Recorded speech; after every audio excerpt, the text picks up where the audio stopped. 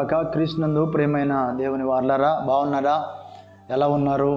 ఈ పండుగ దినాలలో మీరు క్షేమముగా ఉండాలని, సంతోషంగా ఉండాలని, సంతోషంతో ఈ పండుగను జరుపుకోవాలని మీ కొరకు ప్రతిరోజు ప్రార్థన చేస్తూ ఉన్నాం.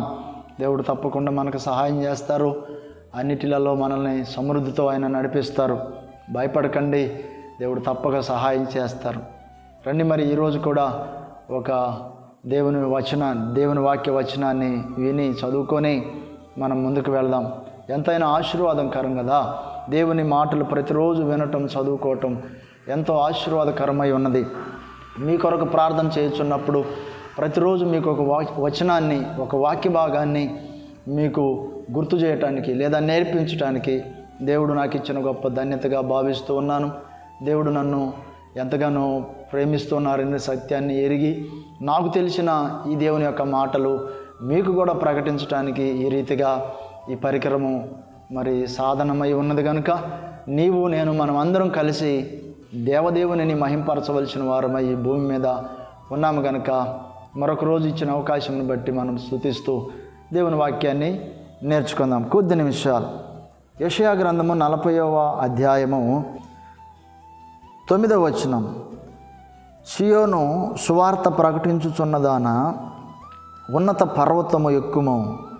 యెరూషలేము సువార్త ప్రకటించుచున్నదానా, బలముగా ప్రకటించుము, భయపడక ప్రకటింపుము. ఇదిగో మీ దేవుడని యూదా పట్టణములకు ప్రకటించుము. ఎంత అద్భుతమైన దేవుడు! ఏమండి, ఈ క్రిస్మస్ పర్వదినాల్లో దూతలు గొర్రెల కాపర్లకి ప్రకటన చేస్తూ ఉన్నారు. ఇదిగో మీ కొరకు రక్షకుడు పుట్టి ఉన్నాడు అని. మరి వేల సంవత్సరాలకు ముందే ఇదిగో మీ దేవుడు, మీరు ప్రకటించండి, ఇదిగో దేవుడు.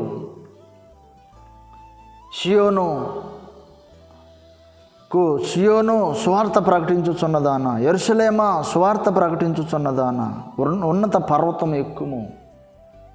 ఏమండి, ఇదిగో మీ దేవుడు నర అవతారిగా దిగి వచ్చి ఉన్నాడనే సంగతి గొప్ప సంగతి కదా. కొంతమంది మనుషులను దేవుళ్ళుగా చేస్తూ ఉండటం అనేది మరి ఎంతవరకు కానివ్వండి. దేవుడు, సాక్షాత్తు దేవుడు శరీరం ధరించుకొని దిగి వచ్చి ఉన్నారు మన కొరకు. ఇదిగో మీ దేవుడు, ఇదిగో మీ దేవుడు.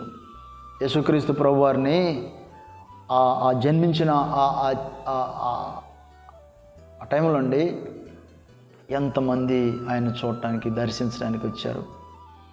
చూసి ఆయనని సంతోషించారు, ఆయన నామమును ఘనపరిచారు, ఆయన నామమును కొనియాడారు. కనుక దేవుడు ఈయన దేవుడై ఉన్నారనే సంగతిని క్రిస్మస్ పర్వదినాలలో మనము గుర్తుపెట్టుకోవాలి. దేవుడు ఈయన మానవ రూపంలో వచ్చిన దేవుడు. ఈయన మానవ రూపంలో ఎందుకు వచ్చినారు అంటే మన కొరకు వచ్చిన దేవుడు. ఈయన మన పాప శాపములను నుండి మనలను విడిపించడానికి వచ్చిన దేవుడు ఈయన. కనుక ఒక అద్భుత సత్యమును కనుక మనం గుర్తుపెట్టుకున్నట్లయితే ఎంతో మేలుకరంగా ఉంటుంది. కనుక మనమే దేవుళ్ళం అయిపోకుండా, అన్నీ మనకే తెలిసినట్టుగా కాకుండా ఈయన దేవుడని ఆయనను గుర్తెరుగుట ఎంత గొప్ప వార్త. సువార్త వెలుగులోనండి అనేక విషయాలు బయలుపరచబడతాయి. సువార్త మనకేమి నేర్పిస్తుందంటే ఇదిగో దేవుడు, ఈయన దేవుడు. కనుక ఈ దేవుని హత్తుకొని జీవించుట, ఈ దేవుని మరి వెంబడించుట, ఈ దేవునితో కలిసి ప్రయాణం చేయుట, అది ఎంతైనా ఆశీర్వాదకరమై ఉన్నది. నిజమేనండి, నూతన సంవత్సరానికి ముందు వస్తూ ఉంటుంది ఈ క్రిస్మస్ పండుగ. అంటే నూతన సంవత్సరంలో ఎన్నో ఆశలు కలిగి ఉంటారు ప్రజలు, ఎన్నో ఆశయాలతో అడుగులు వేయాలనుకుంటారు, ఎన్నో ప్రణాళికలతో అడుగులు వేయాలనుకుంటారు. గత సంవత్సరం ఓటములన్నిటినీ చూసుకొని ఇలాగ జరగకూడదు, అలాగ జరగకూడదు, ఈ సంవత్సరంలో ఇలాగ ముందుకు వెళ్ళాలని ఎన్నో ఆశయాలతో వెళ్ళుచూ ఉంటారు ప్రజలు. నూతన సంవత్సరానికి ముందు ఈ యొక్క శుభవార్త ఏంటంటే ఇదిగో ఈయన దేవుడు, ఈయన దేవుడు. ఈ దేవుని ఎరిగి, ఈ దేవుని కలిగి నూతన సంవత్సరంతో అడుగులు వేస్తాం. నూతన సంవత్సరంలో అడుగులు వేయట ఎంత గొప్ప ఆశీర్వాదం. ఈ మాట నీకు అర్థమవును గాక. దేవుడు నిన్ను దీవించును గాక. ఒక చిన్న ప్రార్థన చేసుకుందామా? ప్రేమ కలిగిన, జీవము కలిగిన గొప్ప తండ్రి, మీకు వందనాములు, స్తోత్రములు నాయన. మీరు దేవుడు అయి ఉండి మా ఎడల మీరు కలిగి ఉన్న మీ ఉన్నత ప్రణాళికలన్నిటిని బట్టి మీకు కృతజ్ఞతాస్తుతులు తండ్రి. ఈ సువార్త మమ్మలను నాయన వెలిగింపచేసింది. ఈ సువార్త మమ్మలను మీ కొరకు నిలవబెట్టింది. అనేకులకు ఇంకను మరుగుపరచబడిన ఈ సువార్త నాయన మీరు ఈ పండుగ దినాల్లో అనేకులకు తెలియపరచమని వేడుకొనుచున్నాం తండ్రి. ఈ మాటలు వింటున్న ప్రియ సహోదరి సహోదరులను బలపరచండి, దీవించండి, ఆశీర్వదించండి. ఈ పండుగ దినాలలో సర్వంలో సమృద్ధిని దయచేయండి. మీ కృపా దీవెన, మీ ఆశీర్వాదం బిడ్డల కుటుంబాలు నిలబడిచేట్టు కృప చూపండి. అల్పుడును ప్రభా మా చేతనైన ఇంతవరకు మీరే సహాయం చేయండి. యేసయ్య పరిశుద్ధ నామములో అడిగి వేడుకొంచున్నాం తండ్రి.